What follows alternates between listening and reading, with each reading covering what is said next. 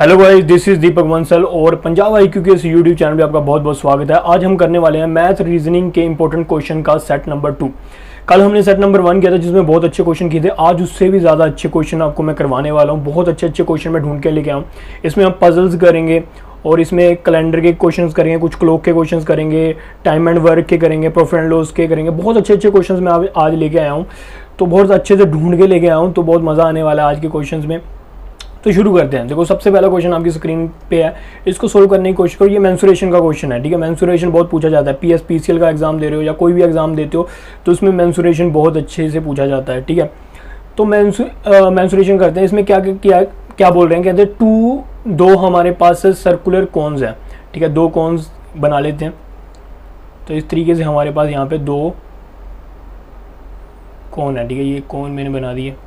Hand writing मेरी कुछ ज़्यादा ही अच्छी है, ठीक है। तो ये बन गए हमारे दो कोण। इन्होंने कहा है कि इनकी हाइट जो है वो है 4.1 और 4.3 सेंटीमीटर, ठीक है।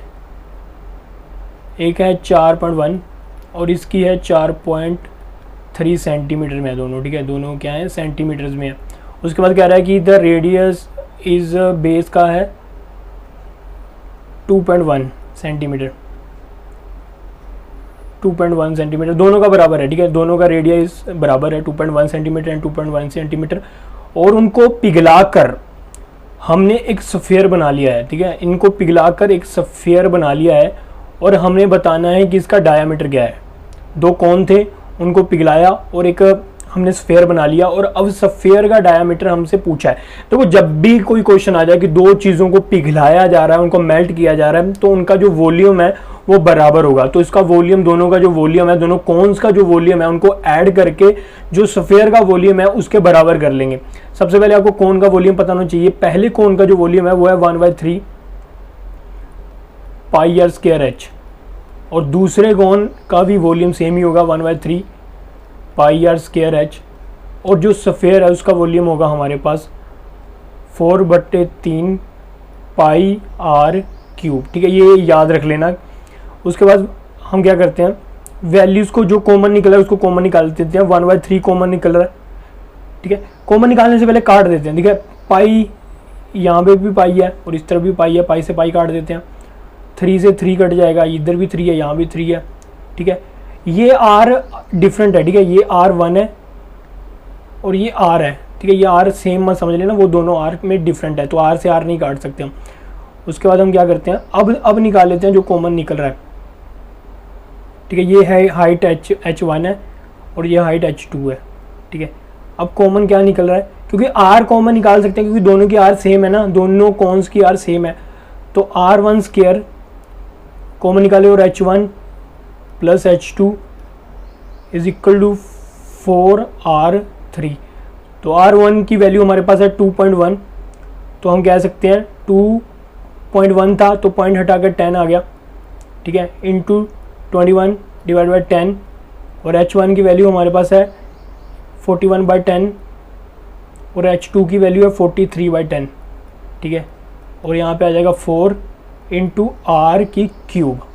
अब देखो, अब क्या करते हैं, यहाँ पे एलसीएम ले लेते हैं। जब एलसीएम लेंगे तो क्या आएगा, इस साइड में लेके चलता हूँ, ठीक है। तो 41 / 10 इंटू 21 / 10 और इनका अगर एलसीएम लेंगे तो 10 आ जाएगा। 41 में 43 जोड़ेंगे तो हमारे पास 84 बन जाएगा। 84 = 4R³। अब ये 4 से इधर काट देते हैं, 4 से ये काटेंगे तो 21 आ जाएगा। अब देखो यहाँ पे इसको क्या लिख सकते हैं, 21 × 21 × 21 है और नीचे 10 × 10 × 10 है। तो हम क्या लिख सकते हैं, हम लिख सकते हैं 21/10 की क्यूब, क्योंकि 3 बार है तो क्यूब लिख देंगे और यहाँ पे R³ आ जाएगी। तो क्यूब से क्यूब कट जाएगा तो R की वैल्यू हमारे पास आ गई। R की वैल्यू आ गई हमारे पास 21/10। ये 21/10 हमारी R की वैल्यू होगी। लेकिन पूछा क्या था क्वेश्चन में पूछा था कि डाया क्या होता है, R का डबल, रेडियस का डबल कर देते हैं तो वो डाया बन जाता है। तो हम यही करेंगे, R का डबल कर देंगे, मतलब 2 × 21/10। तो ये आ जाएगा हमारे पास 42/10 और पॉइंट लगा देंगे क्योंकि नीचे डिवाइड में 10 है तो 4.2 आंसर है, ये रहा 4.2 हमारा आंसर आ जाएगा। देखो कुछ नहीं किया, दो क्यूब्स थे उनको पिघलाकर हमने एक स्फीयर बनाया था, तो दोनों क्यूब्स का जो वॉल्यूम है वो स्फीयर के वॉल्यूम के बराबर होगा। तो दोनों क्यूब्स का वॉल्यूम को प्लस कर दिया, स्फीयर के वॉल्यूम के बराबर कर दिया, जितनी भी वैल्यूज दी हुई थी उनको ऐड कर दिया और आर की वैल्यू निकाल दी। आर रेडियस था, रेडियस क्या होता है, डायमीटर का हाफ होता है, तो डायमीटर निकालने के लिए रेडियस का डबल कर देंगे, तो डबल कर दिया तो डाया हमारे पास 4.2 सेंटीमीटर आ गया। तो उम्मीद है आपको समझ में आ गया। अब बढ़ते हैं अगले क्वेश्चन की तरफ। अगला क्वेश्चन आपके सामने, अगला क्वेश्चन हमारा है क्लॉक का। क्लॉक का बहुत अच्छा क्वेश्चन है जिसमें क्या कहते हैं कि टाइम आगे निकल रहा है। तो क्वेश्चन क्या है, क्वेश्चन ये बोल रहा है कि 5 सेकंड इन 3 मिनट, मतलब जैसे ही 3 मिनट होते हैं तो घड़ी 5 सेकंड आगे चली जाती है, मतलब घड़ी की सुई 5 सेकंड आगे निकल जाती है। और 7 बजे से ये काम शुरू हुआ, 7 बजे जब घड़ी चलाई थी, और हमें बताना है कि उसी दिन 4:15, इन्होंने कहा कि when which the indicate quarter past. Quarter का मतलब होता है 1 मिनट का चौथा हिस्सा, जो कि होता है 15 मिनट। 4:15 में सही टाइम बताना है। देखो जैसे ही हमारे पास हो रहे हैं यहाँ पे 3 मिनट, ठीक है, 5 सेकंड, लेकिन असल में टाइम हो रहा होता है 3 मिनट, ठीक है, क्योंकि 5 सेकंड हमारी घड़ी आगे चल रही है। 3 मिनट 5 सेकंड की जगह पे हम 3 मिनट लिख सकते हैं, ठीक है। उसके बाद इनको घंटों में चेंज कर लो, मिनट को घंटों में चेंज करने के लिए डिवाइड बाय 60 करते हैं प्लस, और सेकंड को चेंज करने के लिए 3600 से डिवाइड करते हैं। ये बराबर हो जाएगा हमारा 3/60 के, क्योंकि इधर भी हम घंटों में चेंज कर लेंगे। तो ये भी आर में चेंज हो गया घंटों में, और ये भी सारा आर में चेंज हो गया।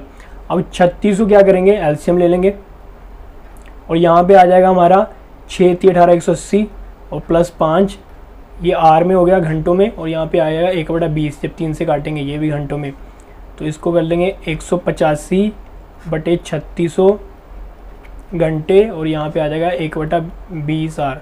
तो ये 5 पे काटते हैं, 5 से 15, 7 × 5 = 35, ये 7 × 5 = 35, 5 दूनी 10।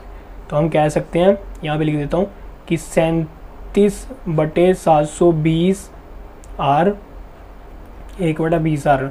इसका मतलब ये है कि अगर घड़ी जो है हमारी वो 37/720 घंटे दिखा रही है, लेकिन असल में घंटे 1/20 आर हो रहे हैं, क्योंकि मैंने जो मिनट में दिया हुआ था ना, ये देखो ये वाला इसको दिया हुआ था, इसको मैंने इस फॉर्म में, मतलब दोनों को घंटे की फॉर्म में चेंज कर लिया। 3 मिनट 5 सेकंड को मैंने 3 मिनट था, तो इनको घंटों में चेंज कर लिया इस तरीके से। तो ये चीज़ हमारे पास आ गई, पहला स्टेप। अब आगे बढ़ते हैं। आगे क्या कह रहे हैं कि हमें 7 बजे हमारी घड़ी शुरू हुई और इंडिकेट क्वार्टर पास्ट 4 o'clock, इसका मतलब है 4:15 PM शाम के, ठीक है। तो ये यहाँ तक घड़ी चली। तो अब देखते हैं, देखो 7 AM से लेकर हमारी घड़ी चली 4:15 पे। अब इसका मतलब क्या है, 8 9 10 11 12 13 14, सॉरी 8 9 10 11 12 1 2 3 4, कितने घंटे हो गए, 9 घंटे 15 मिनट हो गए ये सारे, ठीक है। इसको भी घंटों में चेंज कर लेते हैं, क्योंकि सारा कुछ हमें एक यूनिट में लेके जा रहे हैं, तो इनको घंटों में चेंज, 9 तो घंटों में ही है, 15/60 कर देंगे, क्योंकि इसको भी घंटों में चेंज कर देंगे। ये कट जाएगा 4 पे, 9 × 36, 37/4। तो 37/4 घंटे बताने हैं कि इसमें कितना फ़र्क पड़ेगा, ठीक है। देखो यहाँ पे देखो 37/720 घंटों में तो 1/20 का फ़र्क पड़ रहा है, 37/4 बताना है कि इसमें कितने घंटे का फ़र्क पड़ेगा। तो 37 आ रहा है, 720 उस तरफ ले चलते हैं, तो 720/20 आ जाएगा। हमें निकालना था 4, तो यहाँ पे डिवाइड बाय 4, और इधर भी 4 से डिवाइड कर देते हैं, तो ये आ जाएगा 0 से 0 कट जाएगी, 4 से काटते हैं, 4 एकम 4, 4 8, और ये आ जाएगा काट के 9। तो मतलब 37/4 घंटे जो थे वो 9 घंटों के बराबर थे। अब 9 घंटे सही टाइम हुआ था, इतना नहीं हुआ था, असल में टाइम 9 घंटे सही टाइम हुआ था। तो हमें क्या देखना है, 7 AM पे घड़ी शुरू हुई थी, 9 घंटे बाद 8 9 10 11 12 13 14 15 16, सॉरी 8 9 10 11 12 1 2 3 4, तो 4 PM हुए होंगे सही टाइम। तो ये आ जाएगा हमारा सही टाइम, ठीक है। समझ में आ गया होगा। कुछ नहीं किया, पहले मिनट में ये दिया हुआ था, इसको हमने घंटों में चेंज कर लिया, घंटों में चेंज करके हमारे पास ये पोर्शन आ गया था। तो असल में ये निकालना था, तो ये पोर्शन इधर कंपेयर करके हमने सही वैल्यू निकाल ली, ठीक है, अब आगे बढ़ते हैं। अगला क्वेश्चन आपका फिर से मेंस्ट्रुएशन का बहुत ही सिंपल क्वेश्चन आ गया। ये कह रहा है कि हेमिस्फीयर बाउल है जो कि जिसका इंटरनल रेडियस है वो 9 सेंटीमीटर है। तो यहाँ पे एक हेमिस्फीयर बॉल बना लेते हैं जिसका जो इंटरनल ये रेडियस है ये 9 सेंटीमीटर है, ठीक है। उसके बाद इसके अंदर लिक्विड भरा हुआ है, मतलब ये भरा हुआ है, ये कोली जो है वो भरी हुई है। This liquid is to be filled into cylindrical sphere small बोतल। तो यहाँ पे सिलेंड्रिकल कुछ बोतल्स बनी हुई हैं इस तरह की, इन इसको भर दिया, मतलब यहाँ से निकाल कर लिक्विड सिलेंडर में भर दिया। और इसका जो डायामीटर है वो 3 सेंटीमीटर है, ठीक है, ये 3 सेंटीमीटर है। एंड हाइट जो है वो 4 सेंटीमीटर है। हाउ मैनी बोटल्स, कितनी बोतल बढ़ेंगे। देखो पानी निकाल रहे हैं ना, सफेयर से पानी जो है ना वो दूसरे उसमें डाल रहे हैं, तो इसका मतलब क्या है, इसका मतलब ये है कि वॉल्यूम जो होगा वो बराबर होगा। तो वॉल्यूम, इसका वॉल्यूम कितना होता है 2/3 पाई आर क्यूब, ये होता है इसका वॉल्यूम, हेमिस्फीयर का वॉल्यूम ये होता है। और ये बराबर हो जाएगा n मल्टीप्लाई, इसका वॉल्यूम क्या होता है, इसका वॉल्यूम होता है pi R square H, pi R square H, ठीक है। तो ये दोनों वॉल्यूम बराबर हो जाएंगे। हेमिस्फीयर का वॉल्यूम मैंने सिलेंडर के वॉल्यूम के बराबर कर दिया, और n से मल्टीप्लाई इसलिए किया क्योंकि नंबर ऑफ बोटल्स हमें नहीं पता, ठीक है। तो यहाँ पे जो कट रहा है वो काट देते हैं, पाई से पाई कट जाएगा। ये R1 मान लो, ये R2 था, ये R दोनों डिफरेंट है, ठीक है, एक साथ मतलब काट मत देना, ठीक है। और R1 की वैल्यू हमारे पास दी हुई है 9, तो यहाँ पे 9 पुट कर लेते हैं। 9 मल्टीप्लाई बाई 9 मल्टीप्लाई बाई 9, इधर आ जाएगा n, और इधर R की वैल्यू सॉरी ये 3/2 आ जाएगा क्योंकि डाया दिया हुआ है, तो रेडियस निकालने के लिए इसका हाफ कर देंगे, इधर 3/2। और h कितना दिया हुआ है, h दिया हुआ है 4। तो बस n की वैल्यू निकालनी थी, जो कट रहा है उसको काट दो। 3 और 3 9 होता है, तो 9 से कट जाएगा, ठीक है। और कुछ कट रहा है, ये कट जाएगा, ये देखो 2 और 2 4 होते हैं, ये 4 से कट जाएगा। ये देखो 3 3 9 होता है, तो ये बन गया 9 और 6 54। तो n की वैल्यू हमारे पास आ गई 54, तो 54 हमारा आंसर आ जाएगा, ठीक है। जब भी कोई चीज़ मेल्ट की जाती है, या कोई चीज़ लिक्विड किसी एक बर्तन से दूसरे बर्तन में डाला जाता है, तो उसका वॉल्यूम हमेशा बराबर कर लेना है हमें। अब बढ़ते हैं अगले क्वेश्चन की तरफ। देखो अगला क्वेश्चन है हमारा कैलेंडर का। कैलेंडर में ये क्वेश्चन बहुत मिलते हैं देखने को कि हमें बताओ कि इस तारीख को कौन सा डे था, हमें डे बताना है इस तारीख को। देखो सबसे पहले क्या है, ये डेट लिख लेते हैं हम, 28 मई 2006, ठीक है। तो पहले क्या था, पहले तो 2005 साल थे। उसके बाद क्या था, उसके बाद 1 जनवरी 2005 से लेकर 28 मई, जनवरी फरवरी मार्च अप्रैल मई, 5वां महीना 5 2005, ठीक है। यहाँ तक हमारा साल चला। पहले 2005 चले, उसके बाद 2006 का आधा साल, क्योंकि पूरा नहीं ले सकते ना, ऐसे नहीं लिख सकते। 2005 का पूरा साल था, 2005 तक पूरा साल आया, और 2006 के आधा, मतलब 1 जनवरी 2005 से लेकर 28 मई 2005 तक, ठीक है। अब 2005 को हमें तोड़ना पड़ेगा क्योंकि यहाँ से हम लीप ईयर निकालेंगे। हमें पता है कि 1600 में कितने लीप ईयर होते हैं, 0, क्योंकि ये 400 से डिवाइड होता है। और 400 में कितने लीप ईयर होते हैं, इसमें भी 0, तो इसको तोड़ देते हैं। 1600 प्लस 400 प्लस 5, तो ये 1600 400 2000 और 5 2005, ये जुड़ गया। अब इसमें, ठीक है, इसमें हम महीनों के हिसाब से चलेंगे। तो पहले जनवरी, फिर फरवरी, फिर मार्च, फिर अप्रैल, फिर मई, ठीक है, मई तक था। जनवरी फरवरी मार्च अप्रैल मई, जनवरी में थे 31, फरवरी ये लीप ईयर नहीं है, ठीक है, 2006 लीप ईयर नहीं था, तो 28,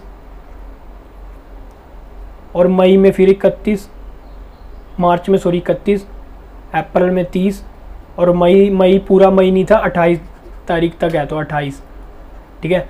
तो इसमें मैंने बोला था कि 0 लीप ईयर्स होते हैं, इसमें 0 लीप ईयर्स होते हैं। ये जो था ना, इसको 4 से डिवाइड कर दो। ये 5 जो भी लास्ट में एक्स्ट्रा ईयर्स बचते हैं ना, उसको 4 से डिवाइड कर दो। 4 से डिवाइड करने का मतलब ये है कि काट के कितना एक बन रहा है ना, कुछ पॉइंटों में आ रहा है, लेकिन एक वैल्यू आ रही है। तो एक जो है हमारे ऑर्डिनरी डेज हैं, और 4 हमारे ऑर्डिनरी डेज हैं, एक हमारा लीप ईयर है, ठीक है। तो इसको कैसे काटेंगे, एक हमारा लीप ईयर आ जाएगा, और 4 हमारे ऑर्डिनरी डेज आएंगे। लीप ईयर में कितने ऑड डेज होते हैं? 2 होते हैं, तो उसको 2 से मल्टीप्लाई कर देंगे। और ऑर्डिनरी डेज में कितने लीप ईयर्स होते हैं? 1 होता है, तो इसको 1 से मल्टीप्लाई कर देंगे, तो ये 2 आ जाएगा और ये 4 आ जाएगा। ठीक है, अब इसकी बात करते हैं।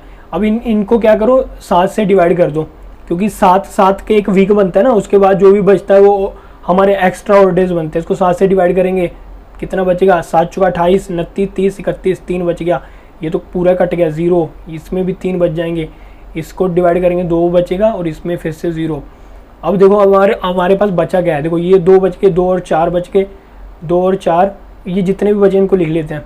2 बचा, ये 4 आ गया, ये भी आ गया, ये भी आ गया, 3, 3 और 2, 3, 3 और ये 2। अब इनको ऐड कर देते हैं, 4, 6, 6 और 6 और 2, 6, 6, 12, 13, 14, 14। अब जो आएगा उसको फिर से 7 से डिवाइड कर दो। 7 से डिवाइड करेंगे, कितना बचेगा? 0, पूरा कट जाएगा ना 7 2 पे, 0, तो 0 रिमाइंडर बचेगा। तो 0 का मतलब क्या होता है? संडे, तो इस दिन संडे होगा। ठीक है, तो ये तरीका था। अगर नहीं समझ में आया तो वीडियो को रिपीट कर लेना, आप समझ जाओगे। अगले क्वेश्चन की तरफ बढ़ते हैं। अगले क्वेश्चन में ये बोल रहा है कि A sold an article to B. A ने बी को कुछ बेच दिया 20% के प्रॉफिट पे, बी ने सी को कुछ बेच दिया 25% के घाटे पे, लॉस पे, सी ने डी को बेच दिया 40% के प्रॉफिट में, डी ने 252 रुपीज़ दिए, पेड किए, और बताओ ए ने कितने पैसे दिए।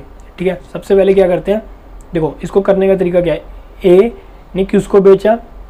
बी को बेचा 20% पे। 20% का मतलब क्या होता है? 1/5, 1/5 होता है, तो 5 यहाँ पे, 6 यहाँ पे। देखो 1/5 होना था ना, अगर ये तरीका आपको नहीं पता, 1/5 होता है।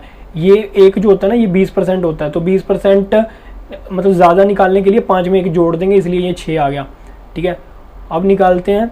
बी ने किसको बेचा? सी को, कितने पे? 25% घाटे पे, तो 25% का मतलब 4, ऊपर 1 आना था तो 1 माइनस हो जाए क्योंकि घाटा था, तो 3। उसके बाद सी और डी 40% के प्रॉफिट पे। 40% का क्या मतलब होता है? 40% होता है बटा 100, ये 0 से 0 कट जाएगी, ये 2/5, तो 5 7, 2 था ना ऊपर, तो ऐड हो जाएगा क्योंकि प्रॉफिट है, 7/5। तो ये हमारे पास ए बी की रेशो, बी रेशो सी और सी रेशो डी आ गया। तो हम क्या लिखते हैं इनको बराबर करने के लिए? रेशो बी रेशो सी रेशो डी। ए और बी कितना है? 5 और 6। बी और सी कितना है? 4 और 3। और सी और डी कितना है? 5/7। ठीक है, जो खाली जगह इनको भर लेते हैं। इसके पास में कौन सा 6 है? इसके पास में कौन सा 6 है? यहाँ पे पास में कौन है? 4 है। यहाँ पे पास में कौन है? 3 है। यहाँ पे पास में कौन है? 5 है। यहाँ पे पास में कौन है? 5 है।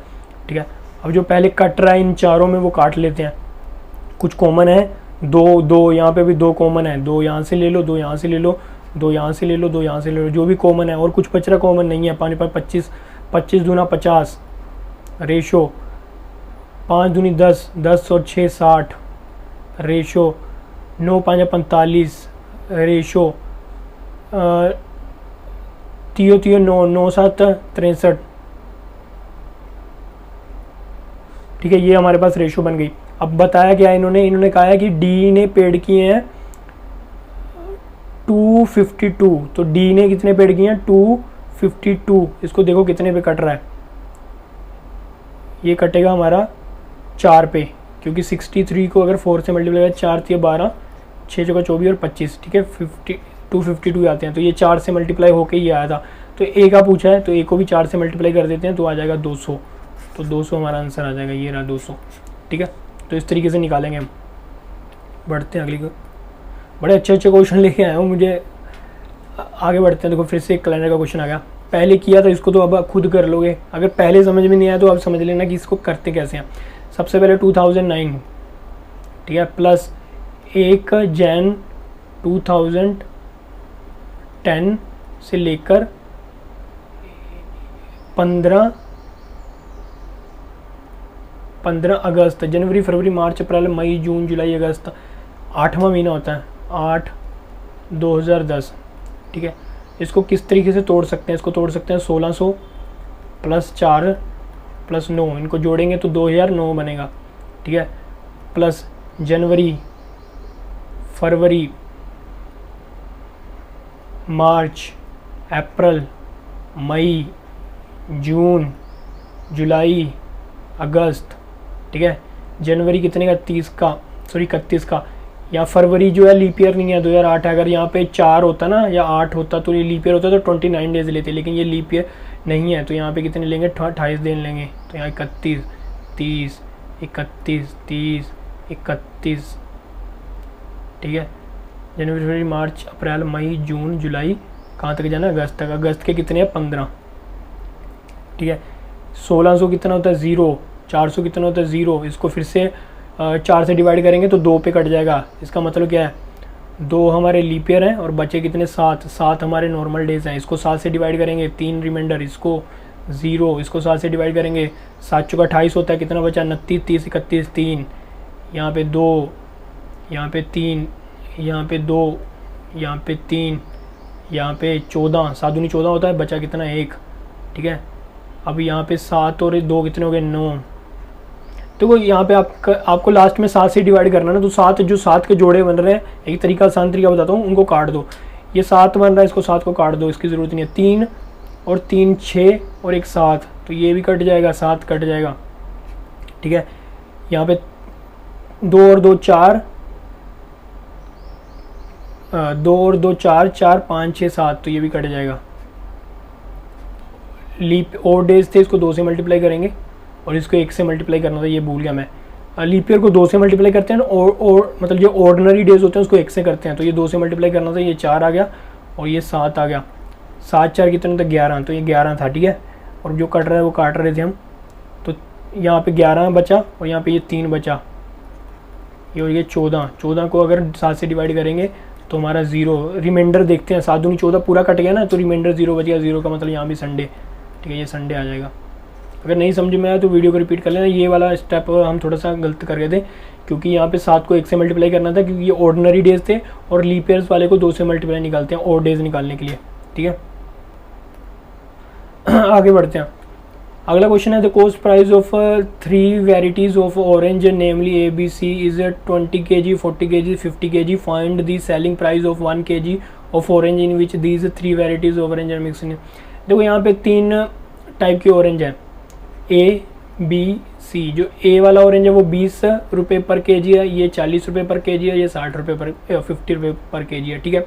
Find the selling price of kg of orange which the variety are mix in the ratio, ठीक है, such that find the selling. देखो ये 20 ये इस रेशो में खरीदे हैं, मतलब A वाले 2 kg खरीदे हैं, B वाले 3 kg खरीदे हैं और C वाले 5 kg खरीदे हैं। तो 20 रुपये किलो है तो 2 kg खरीद लिए, ये 40 रुपये किलो है 3 kg खरीद लिए, ये 50 रुपये किलो है तो 5 kg खरीद लिए। ये हो गया हमारा 40 रुपये लग गए, 12 120 रुपये लग गए और यहाँ पे 225 250 रुपये लग गए। तो टोटल खर्चा कितना आ गया, तो टोटल हमारा आ गया 250, 120 और 40, तो 0 5 4 9 9 2 11 1 2 3 और 4 410 रुपये। टोटल खर्चा हमारा 410 रुपये खरीदने का आ गया, ये टोटल CP आ गया। अब ये कह रहा है कि उसने 20% प्रॉफिट पे बेच दिए, तो इस 410 का 20% प्रॉफिट 120/100, ठीक है, प्रॉफिट निकालने के लिए। अब 41 को 12 से मल्टीप्लाई कर देंगे तो ये आएगा 2 8 41 2 9 4, तो 492 रुपये सेलिंग प्राइस था। तो खरीद के 410 के लेके आया था, बेच दिए उसने इतने के, ठीक है, इतने के बेच दिए, सेलिंग प्राइस इतने के बेच दिए। अब ये कितना था टोटल, इन्होंने देखो आंसर में पूछा है कि बताओ 1 kg का सेलिंग प्राइस बताना है। ये टोटल 492 निकाला है, ये कितने kg का निकाला है हमने, 5 और 3 8 8 2 11 kg का निकालना है। 5 6 7 8 9 सॉरी ये 10 था, ये टोटल 10 बनेगा, तो ये 10 था, सॉरी मैं गलती से कर गया। तो यहाँ पे हमारा आएगा 49.2 हमारा आंसर आ जाएगा, ये आ जाएगा, ठीक है। तो ये छोटी सी गलती थी, इसके लिए माफ़ कर देना। आगे बढ़ते हैं। जो इसमें क्या है, हमें नेक्स्ट 2 नंबर बताने हैं। सीरीज़ का क्वेश्चन है, बताओ कि नेक्स्ट 2 नंबर कौन से आएंगे, ठीक है। अभी देखो यहाँ पे क्या है, 8 11, देखो 21 और 21 हर 2 के बाद 21 रिपीट हो रहा है। ये 2 के बाद 21 आ गया, फिर से 2 के बाद 21 आ गया, फिर ये 2 के बाद 21 आएगा, तो यहाँ तो 21 आएगा। अब यहाँ देखो 8 में 11 + 3 हो रहा है, 11 में ये +4 हो रहा है, फिर ये 3 हो रहा है, फिर 4 होगा, 3 + 4 3 4 ऐसे ही ऐड हो गए, फिर 3 ऐड होना था, 3 ऐड करेंगे तो 25 आ गया। 25 21, 25 21 कहाँ है, ये रहा 25 21। ठीक है, आगे बढ़ते हैं। बंदा बहुत इंपॉर्टेंट क्वेश्चन है। इन्होंने कहा कि our dog take 3 leaps for every 5 leaps of hare, if 1 leap of a dog is equal to 3 leap of the hare, the ratio of the speed of dog and hare. Ratio बतानी है dog और hair की speed की। सबसे पहले कह रहा है कि डॉग के जो 3 लीप है ना, वो 5 लीप हेयर के 5 लीप के बराबर है। मान लो कि जो डॉग है ना वो x स्टेप लेता है, ठीक है, x डिस्टेंस चलता है, डिस्टेंस मान लेते हैं x डिस्टेंस चलता है, और जो हेयर है वो y डिस्टेंस चलता है।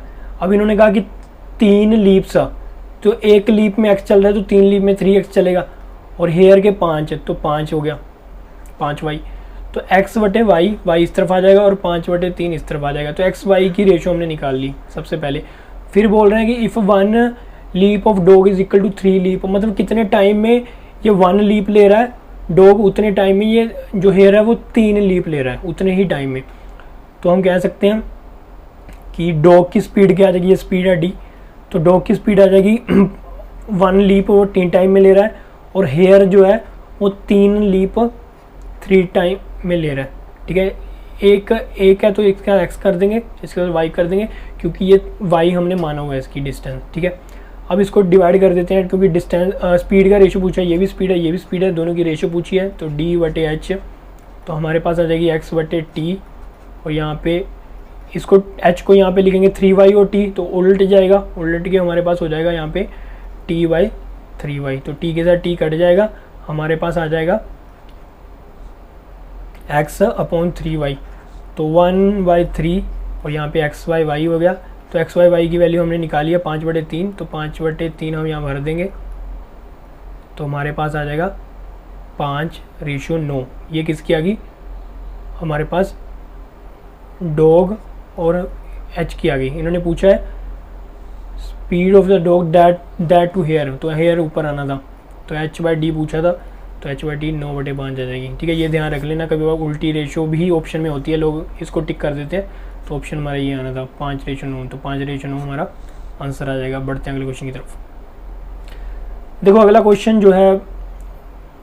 क्वेश्चन है उसमें फिर से आपको सीरीज़ का क्वेश्चन है, आपको लास्ट वाली 2 बतानी है। देखो ये बहुत ही आसान तरीके से दिखाई दे रहा है कि ये 2 रिपीट हो रहे हैं, फिर से ये 2 रिपीट हो रहे हैं, एक छोड़ के फिर 2 छोड़ के रिपीट होने से यह 23 आ जाएगा। देखो ये 17 है, ये लेके आने के लिए +3 किया था, तो यहाँ पे फिर प्लस करके ये 2 बन गए थे, +3 किया था।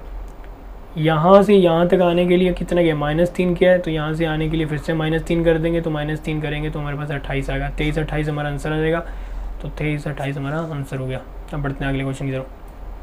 अगला क्वेश्चन हमारा मिक्सचर एलिगेशन का क्वेश्चन है, बहुत अच्छा क्वेश्चन है। इसमें कह रहे हैं कि 2 अलॉय हैं A एंड B, उनको उसमें मिक्सचर है, कॉपर और ब्रास का मिक्सचर है, दोनों को मेल्ट कर दिया। मान ये देखो, ये एक हमारा A है जिसमें कॉपर और ब्रास का रेशो है 7:2, फिर यहाँ पे एक और हमारे पास कंटेनर है जिसके पास कॉपर और ब्रास का रेशो है, वो है 7:11। अब इन्होंने कहा कि दोनों को मिक्स कर दिया, तीसरे सी में बर्तन में मिक्स कर दिया, बताओ उसकी रेशो क्या होगी। दोनों को मिक्स कर दिया। देखो सबसे पहले मिक्स हम ऐसे नहीं कर सकते, ए बर्तन में क्या था, कॉपर और ब्रास का 7:2 था, बी में कितना था, 7:11 था। मिक्स करने के लिए पहले दोनों की क्वांटिटी बराबर होनी चाहिए, तो ये तो हो गया हमारा 9, ये हो गया हमारा 18, तो ये बराबर नहीं है ना, ये तो दुगना बन रहा है। पहले इसको 2 से मल्टीप्लाई कर दो, तो अंदर भी 2 से मल्टीप्लाई कर देंगे, तो ए में हमारे पास आ जाएगा 7 दूनी 14 और 4, तो ये भी टोटल कितना होगा, 18 हो गया। अब दोनों को ऐड कर देते हैं, 17 और 14 ऐड करेंगे कितना आ जाएगा हमारा, 17 14 21, और इसको ऐड करेंगे कितना आ जाएगा 15। अब हमारे पास निकाल सकते हैं हम रेशो, ये कट जाएगा 3 पे, 7 या 21, ये 5 पे, तो हम कह सकते हैं कि हमारी रेशो बन गई 7:5, 7:5 आंसर आ जाएगा। ठीक है, तो जब भी आप मिक्स करते हो ना, तो क्वांटिटीज़ को हमेशा बराबर कर लो। कभी भी कोई भी, अब एक इसमें 2 कंटेनर थे ए और बी, कभी भाई 5 दे रखे ए बी सी डी, तो पहले सभी की क्वांटिटी बराबर कर लो, उसके बाद उनको ऐड कर दो, क्योंकि उन्होंने ऐड किया, उनको बोला है कि ऐड कर दिया मिक्सचर को। अगला क्वेश्चन है हमारा एजेस का क्वेश्चन है, बहुत आसान क्वेश्चन है। देखो इन्होंने कहा कि A plus B means A is a mother of B, तो प्लस का मतलब मदर है, प्लस का मतलब क्या है, प्लस का मतलब मदर है, माइनस का मतलब हमारे पास ब्रदर है, परसेंटेज का हमारे पास मतलब फादर है, और मल्टीप्लाई का मतलब हमारे पास सिस्टर है। अब बताना है कि इनमें से कौन सा बता रहा है कि P is the maternal uncle of की, P is the maternal uncle मतलब इनमें से कौन सा बता रहा है कि P जो है वो मामा है क्याऊ का, इनमें से कौन सा ये बताता है ए बी सी डी में कि P जो है वो मामा है क्याऊ का। तो पहले वाला देखते हैं। तो क्याऊ इज़ माइनस का मतलब था ब्रदर, क्याऊ इज़ ब्रदर, तो ब्रदर के लिए मेल है तो बॉक्स में रखेंगे Q is brother of N, N का एन के साथ प्लस है तो प्लस का मतलब था mother, N is mother, N is mother, mother को फीमेल है तो उसको सर्कल में रखेंगे, N is mother of M, ठीक है। एम के साथ मल्टीप्लाई है तो मल्टीप्लाई है, एम इज़ सिस्टर, एम क्या है सिस्टर है पी की, तो पी तो कहीं से भी मैटरनल अंकल नहीं लग रहा क्या होगा, ठीक है, क्योंकि ये तो नीचे आ रहा है तो ये तो गलत हो गया, पहला गलत हो गया। दूसरे में पी प्लस है, प्लस का मतलब क्या था, प्लस का मतलब मदर, पी इज़ मदर, तो पी तो अंकल बताना है ना, तो पहली पी को अगर मदर कर देंगे तो वो तो पहली फीमेल होगी तो गलत हो गया। आप तीसरे के बाद बढ़ते हैं, P minus P is brother, P is brother, P को ब्रदर ले लो, ब्रदर के लिए मेल है तो बॉक्स में P is brother of S, S P is sorry हाँ P is brother of M, P is brother of M, तो brother M है तो डंडी लगा दो। एम इज़ प्लस आ गया, प्लस का मतलब है mother, M is mother, M is mother of N, N is sister है, एन क्या है सिस्टर है किसकी क्याऊ की। देखो यहाँ पे ध्यान से देखने को मिल रहा है कि इसका भाई हो गया पी और भाई का यहाँ पे बेटा या बेटी है, तो बेटा या बेटी के लिए पी क्या लगा, मामा लगा ना, चाहिए इससे कोई फ़र्क नहीं पड़ता कि क्याऊ क्या था, लड़का था या लड़की था, हमें बताना है कि किस केस में पी जो है मामा लग रहा है, तो ये इस केस में मामा है तो सी हमारा सही आंसर आ जाएगा। आगे बढ़ते हैं। ओके, अगला क्वेश्चन करने की कोशिश करें। अगला क्वेश्चन में कह रहा है कि 4% of the selling price of article is equal to 5% of the cost price. 4% किसी का सेलिंग प्राइस जो है वो 5% के कॉस्ट प्राइस के बराबर है। Again 20% of selling price is ₹120 more than 22% of cost price. तो 20% सेलिंग प्राइस जो है वो ज़्यादा है, 120 से ज़्यादा है 20% ऑफ द कॉस्ट प्राइस से। हमें बताना है, रेशो बतानी है, cost price and selling price की रेशो बतानी है। देखो सबसे पहले क्या करते हैं, 4% ऑफ सेलिंग प्राइस जो है वो 5% ऑफ कॉस्ट प्राइस के बराबर है। आगे तो सॉल्व करने की ज़रूरत ही नहीं है। देखो आगे जो ये पूरी चीज़ बता रखी है ना, इसका हमें ये वाली पूरी लाइन की हमें ज़रूरत पड़ेगी नहीं, ठीक है, क्योंकि हमारा यहीं पे सॉल्व हो गया, यहीं पे, क्योंकि रेशो पूछा था ना कॉस्ट प्राइस और सेलिंग प्राइस का, तो आगे निकालने की ज़रूरत नहीं है, ठीक है।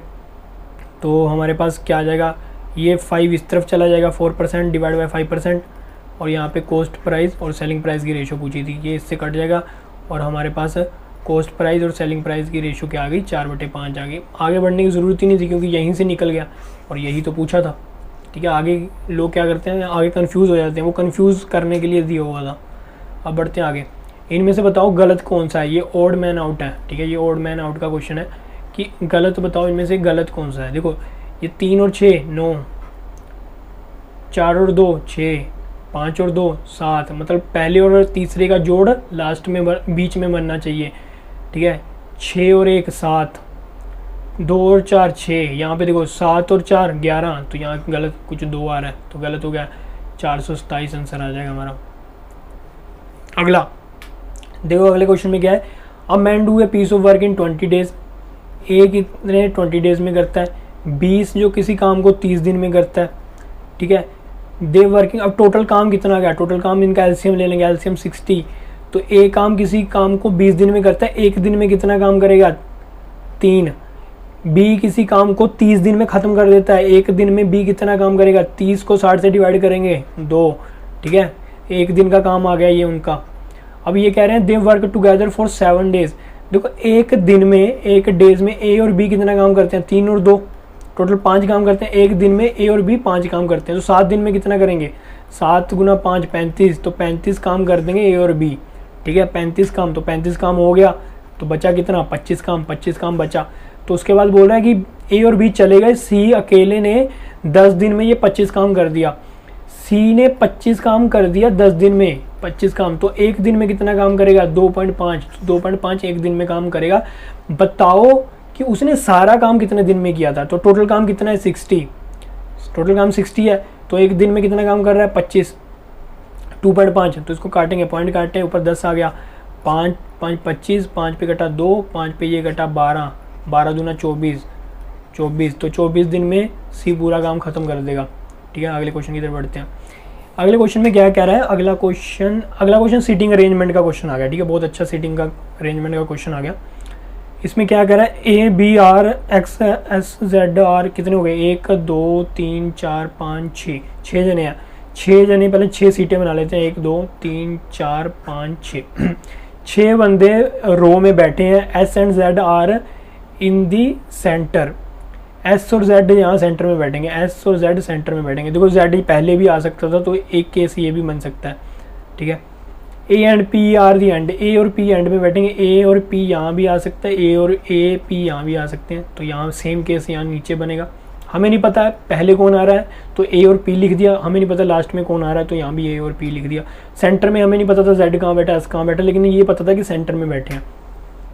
ठीक है, R is sitting to the left of A, left of A, तो इस यहाँ अगर ए लेते हैं तो यहाँ तो कोई लेफ्ट ही नहीं बचता ना, तो ए तो यहाँ आ ही नहीं सकता, ये वाला ए केस काट दो, तो यहाँ पे पी काट दो, क्योंकि यहाँ पे बोला है कि आर जो है लेफ्ट में बैठा है, तो ए यहाँ पे होना ज़रूरी है, तभी तो लेफ्ट में बैठेगा आर।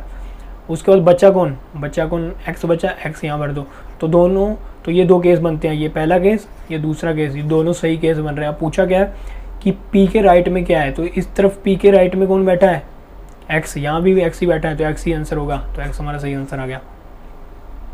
अगला question, time is taken by 2 train, देखो स्पीड एंड ट्रेन का क्वेश्चन है, बहुत आसान है। Time is taken by 2 train running in opposite direction to cross a man standing in a platform.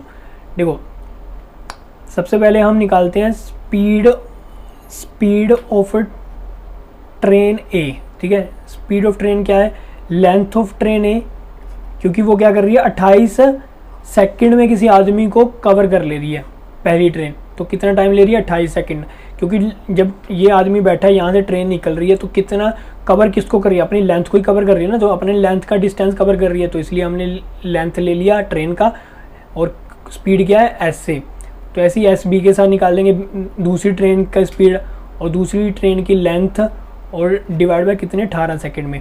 ठीक है, 18 सेकंड में समझ गए कि लेंथ क्यों लिया, क्योंकि जब कोई आदमी खड़ा है ना, वो एक पॉइंट है, उसको ट्रेन कवर कर रही है, तो अपनी लेंथ को कवर कर रही है, तो स्पीड ए के साथ वो अपनी ही लेंथ को कवर कर रही है 28 सेकंड में। एक ट्रेन जो है बी स्पीड से जा रही है, तो वो अपनी ही लेंथ को कवर कर रही है 18 सेकंड में, तो ये स्पीड एस से और स्पीड एस भी आ गया। उसके बाद बोल रहा है कि it took 26 second for the train to cross each other, तो एक दूसरे को जब ट्रेन क्रॉस कर रही है तो वो कितने 26 सेकंड ले रहे हैं, तो जब एक दूसरे की तरफ बढ़ रही हैं तो स्पीड क्या हो जाएगी, ऐड हो जाएंगी, तो एस से प्लस स्पीड ऑफ बी, तो कवर क्या कर रही हैं, डिस्टेंस क्या होगा, टोटल लेंथ ट्रेन की, पहली लेंथ की और दूसरी लेंथ की। ठीक है, और कितने टाइम में, 26 सेकंड में। तो यहाँ पे देखो, यहाँ पे एल ए की वैल्यू क्या होगी, ये 28 इधर मल्टीप्लाई हो जाएगा, एल बी की वैल्यू क्या होगी, ये 18 इस तरह मल्टीप्लाई हो जाएगा, तो एस से एस पी, एल ए की वैल्यू भर देते हैं 28 एस से, और एल बी की वैल्यू भर देते हैं 18 एस बी, और नीचे क्या है 26 है, तो ये 26 इस तरह मल्टीप्लाई में चला जाएगा, तो 26 एस से plus 26 S B is equal to 28 S से plus 18 S B, speed of train B. ठीक है, तो यहाँ पे देखते हैं, ये 26 एस बी है, तो ये 18 एस बी इधर माइनस में आ जाएगा, 18 एस बी, यहाँ 28 एस से है, तो ये 26 एस से इधर माइनस में आ जाएगा। ठीक है, 26 में 18 गए तो 8 एस बी, और ये बच गया 2 एस से। तो पूछा क्या था, पूछा यही था ना कि एस बी और एस से ट्रेन। ठीक है, एस से ट्रेन, तो ये आ जाएगा हमारे पास 2/8, तो ये आ जाएगा 1/4। तो इन्होंने अगर पूछा है कि एक दूसरे को, तो पहले कौन सी ट्रेन आएगी, पहली एस से आएगी, क्योंकि हमने पहली ट्रेन इसको मानी है, तो 4:1 आंसर आएगा। ठीक है, यहाँ पे रेशो में 1:4 भी दे रखा था, ये नहीं आएगा क्योंकि सबसे पहली ट्रेन पूछा है, इन्होंने पूछा है कि क्रॉसिजर what is the ratio of their speed. तो स्पीड कैसे निकालेंगे, सबसे पहले मैंने ए ट्रेन ए को माना है, दूसरी वाली बी को माना है, तो ऐसे ऐसे भी निकालना था, तो ये आ जाएगा 4:1, तो 4:1 हमारा आंसर आ जाएगा। आगे बढ़ते हैं, अगला question, A B C D and E are sitting on a bench, A sit next to B. फिर से हमारा उसी का क्वेश्चन आ गया, हमारा सिटिंग अरेंजमेंट का आ गया। ठीक है, कितने बंदे हैं, पहले 1 2 3 4 5 5 बंदे हैं, तो 5 जगह बना लो, 1 2 3 4 और 5। ठीक है, एक चीज़ आपको अनाउंसमेंट में बताना भूल गया, देखो अगर आप मुझसे इसकी पीडीएफ चाहते हो कि मैं इसको आपको पीडीएफ दूं, तो आपको क्या करना है, सरकारी 99 बिना स्पेस के टेलीग्राम चैनल पे डालना है, आपको इसकी पीडीएफ मिल जाएगी। इसके अलावा अगर आप हिस्ट्री पढ़ना चाहते हो, पॉलिटी पढ़ना चाहते हो और भी कंप्यूटर एग्रीकल्चर वगैरह पढ़ना चाहते हो, तो सरकारी 99 बिना स्पेस, यहाँ पे स्पेस नहीं है, सरकारी 99 यूट्यूब पे डालो, आपको मेरा चैनल मिल जाएगा। वहाँ पे हम हिस्ट्री की वीडियो डाल दी है मैंने एक, अब पॉलिटी की वीडियो भी डाल दूँगा। इनके लेक्चर जल्दी से जल्दी आपको ख़त्म करवा के उसके बाद एग्रीकल्चर और कंप्यूटर शुरू कर देंगे। ठीक है, तो ये पहले डाल चुका हूँ, आज ही पॉलिटी की भी डल जाएगी, उसके बाद हम बाकी करेंगे। ठीक है, ये अनाउंसमेंट थी आपके लिए। तो कितने बंदे हैं, पहले 1 2 3 4 5 5 बंदे हैं, तो 5 जगह बना लो, 1 2 3 4 5। A is sitting next to B, A क्या है, बी के साथ बैठा है, तो ए और बी साथ में बैठे हैं। C is sitting next to D, C और डी साथ में बैठे हैं। ठीक है, D is not sitting with E, D जो है वो ई के साथ नहीं बैठा, तो इसमें क्रॉस कर देंगे हम कि नहीं बैठा साथ में। E is on the left end of the bench है, तो ये लेफ्ट हैंड है, तो ई यहाँ बैठा है। C is on the second position from the right, from the right second position, C यहाँ बैठेगा क्योंकि सेकंड पोजीशन राइट से इस तरफ है। A is to the right of B, A क्या है, राइट के पास बैठा है बी के, तो बी के राइट में, राइट ऑफ बी, तो बी के राइट में बी यहाँ पर आएगा, ए यहाँ पर आएगा, क्योंकि बाकी तो यहाँ तो दोनों बैठ नहीं सकते ना, बी और ए को साथ में बिठाना है। A and C are sitting together, A and C together. ठीक है, इन विच बचा कौन भाई, ए हो गया, बी हो गया, सी हो गया, डी बचा ना, तो डी यहाँ बैठा। तो अब पूछा गया ए की पोजीशन पूछिए, ए क्या है, बी और सी के बीच में बैठा है। ठीक है, अगले क्वेश्चन की तरफ बढ़ते हैं। अगला क्वेश्चन क्या है, a sum of the ages of daughter and mother, daughter और मदर की जो सम है एज का वो 56 है। After 4 year the age of mother will be 3 time the daughter, after कितने ईयर्स, आफ्टर 4 ईयर्स, तो मदर और डॉटर के 4 साल के बाद दोनों की एज की रेशियो क्या हो जाएगी, 3:1 हो जाएगी, 3 गुना हो जाएगी। What is the age of daughter and mother, age और मदर और डॉटर की एज बतानी है, इसको क्रॉस मल्टीप्लाई कर देते हैं, तो m + 4 = 3d, 4 × 12, तो हम कह सकते हैं कि मदर में 3d यहाँ पे माइनस हो जाएगा इस तरफ, और ये 4 इधर माइनस में आ जाएगा 8।